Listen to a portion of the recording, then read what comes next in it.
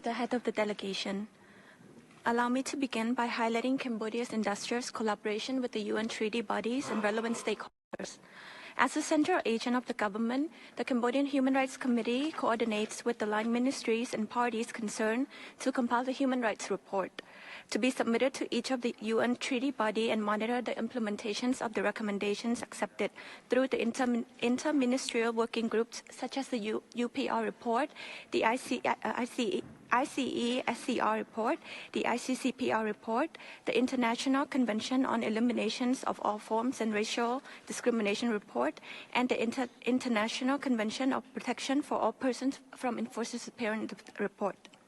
To respond to some of the UN-specific report, the government also has established other central mechanism working group, including the Cambodian National Council for Women under the Ministries of Women's Affairs, on the CEDAW report with support from the UN Women and provided input by other NGO concerning with women's issue. The Cambodian National Council for Children under the Ministries of Social Affairs, Veterans and Youth Rehabilitations for the International Convention on the Rights of the Child report, to be supported from UNICEF and Child Rights Coalition Cambodia.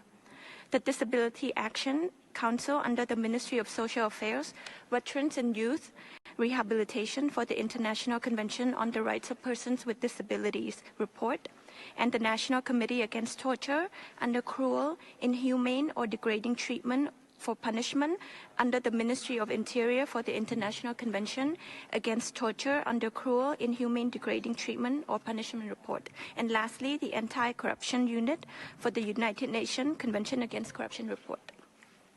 During the third Universal Periodic Review back in 2019, Cambodia has accepted 174 recommendations from the respective member states. After the recommendations were adopted, the Cambodian Human Rights Committee also conducted national consultation with line ministries to disseminate and review the progress of the recommendation implemented. In preparing for the state's fourth UPR this year, the government produced the 2021 midterm report for the purpose of monitoring the implementations of the accepted recommendation by the relevant ministries. The national concerted effort is further compounded by the collaboration with the Office of the United Nations High Commissioner for Human Rights in Cambodia to conduct numerous consultations throughout the process on both drafts of the reports. Also, consultation with civil societies to receive their valuable inputs and frank feedback, ensuring a comprehensive and holistic approach is utilized. By recognizing the important roles different actors are playing, the states continue to sustain this valuable dialogue with relevant stakeholders in moving forward with the adopted recommendation to be received in this fourth UPR. In order to ensure that national policy is produced and to realize tangible outcomes that is beneficial for everyone. Furthermore, the royal government also maintain an open door policy for dialogue with civil society, and ministerial web pages are remain open to receive further comments and questions related to all matters.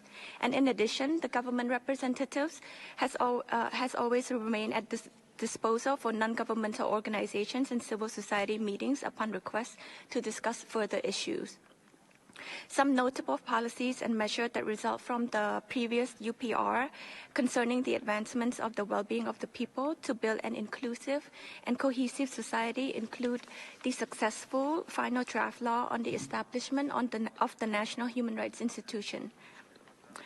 Excellencies, currently, only 129 human rights institutions have been established worldwide.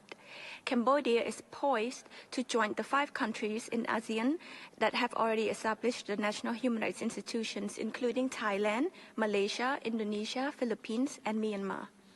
And in pursuing this noble goal, the royal government has collaborated and received technical support from the OACHR and the Asia-Pacific Forum of National Human Rights Institutions. There have also been 32 consultations further conducted for the draft law to ensure that it is in line with the Paris principles and that expertise are leveraged and that comprehensive inputs are received from relevant regional and international stakeholders. including the ASEAN Intergovernmental Commissions on Human Rights, the National Institutions of Human Rights of Malaysia, of Indonesia, of Philippines, the Senate and the National Assemblies, as well as the representatives from embassies. Among them, there was also robust participations from national and international civil society organizations. Also, professionals in higher education from the academic institutions, from the bar associations of Cambodia, from the unions and federations, from women's and children organizations and associations of persons with disabilities, from the press units, and from the representatives of indigenous people. And finally, the draft law is then submitted to the Council of the Ministers in late 2023, where it awaits further revisions from the Council of Jurors. Thank you. I now return the floor back to the head of the delegations.